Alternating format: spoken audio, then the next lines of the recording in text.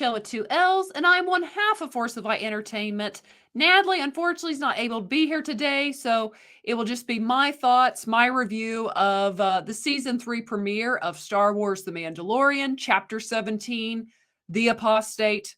You guys know that we both have been fans of the show, and this show is what it is. I've said that before when we did the review. It is the adventures of Din Djarin, aka Mando, and Grogu, aka Baby Yoda. So you're either in with that or you're not in with that at this point, because it is what it is. It's very family friendly, lighthearted, and pretty much kind of feels like a live action version of Clone Wars or Rebels. And I enjoyed both of those shows, so that's probably why it hasn't really bothered me for the most part with this show. But let's get into my thoughts on the season premiere. Because you guys know I've not really enjoyed much of the Star Wars stuff that's come out on, well, it only comes out on television because they can't get it together enough to do a movie. But I did actually end up liking Andor towards the end. It just took a long time to get there. But back to this show. So this show kind of has a tall order because fans have kind of chilled on these shows. And does this first episode, Chapter 17, The Apostate, deliver? Well, I would say about this episode, it was both underwhelming and it was also at the same time a fairly solid episode. It definitely was not near as good as the premiere, Mando episode 1 of season 1. You know, contrary to what most people liked, I didn't love the beginning of the second season. That was one of my least favorite episodes, but it was a decent episode. This one, though, I would say that it was again underwhelming and yet solid. Underwhelming in the sense of coming off of even the episodes they gave us in the Book of Boba Fett, which were really strong. This one to me wasn't as good as the first 2 episodes with Mando in them in Book of Boba Fett. This to me, it was good. It's happy. I enjoyed it for the most part, but it lacked a little something.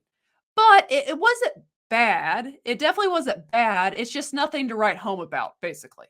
I'm not going to be like, whoa, did you see that episode of Mando? It's more like I saw it, put a smile on my face, and it does set up where the season is going. It does move the plot forward and just set up, this is what the season's going to be about.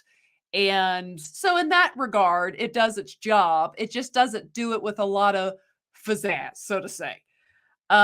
Things I noticed in this episode, for those of you, I mentioned Rebels. You guys know that there's space wells, by the way, if you have not seen Rebels.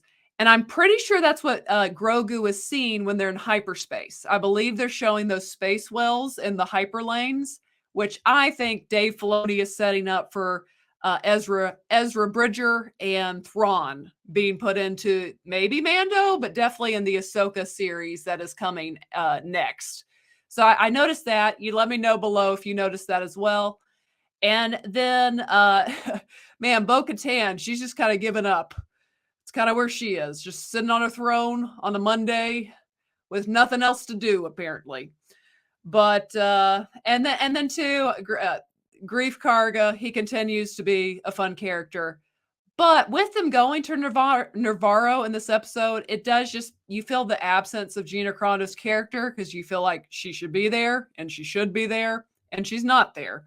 So you definitely feel that, and that kind of takes away from it to a degree. But you still do get just kind of the fun element with Mando and Baby Yoda and the opening scene with the Mandalorians. Man, that was a ferocious alligator kind of dinosaur creature, by the way. But yeah, that was kind of it. There's not a lot. It was like 30 minutes, a 30-minute episode, I would say. Baby Yoda was adorable, as he always is, put a smile on my face. And him and Mando's relationship is just very precious. And Din Djarin is, I think, a very solid character. They're just this episode sets up what is to come in the season. By the end of it, they're on their way towards where we know they're going.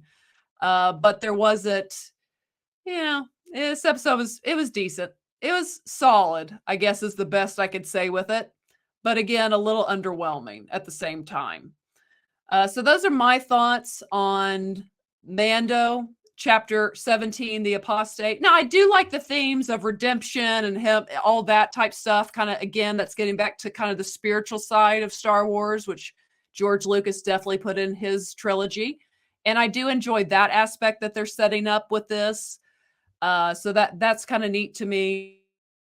And of course, it seems like we're going to be going to Mandalore, which should be interesting. So hopefully, as I said, this, although a little underwhelming, though still solid of a first episode, hopefully it begins to build from here and really begin to become what we've grown to expect from it. Because I mean, the last episode of Mando in season 2 was excellent, was some of the best Star Wars we had from Disney Star Wars.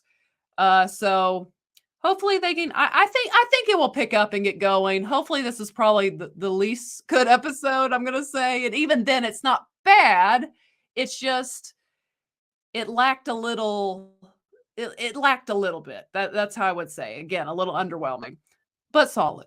So, what would I rate this? A 5 on a scale of 1 to 5. Well, 5 being the Luke Skywalker episode. I'm gonna give this about a 3 out of 5 hoots. I enjoyed it, but I usually enjoy Mando in those Book of Boba Fett episodes. I enjoyed them more than this episode. So I'm going to give, again, a 3 out of 5 hoots. But what did you guys think about Mando Chapter 17, The Apostate? Are you watching? Are you not watching? Share your thoughts below. And if you have not yet, go ahead and hit the subscribe button. Also give the video a thumbs up. And as always, ladies and gentlemen, remember to be a force of light. All right. Bye, guys.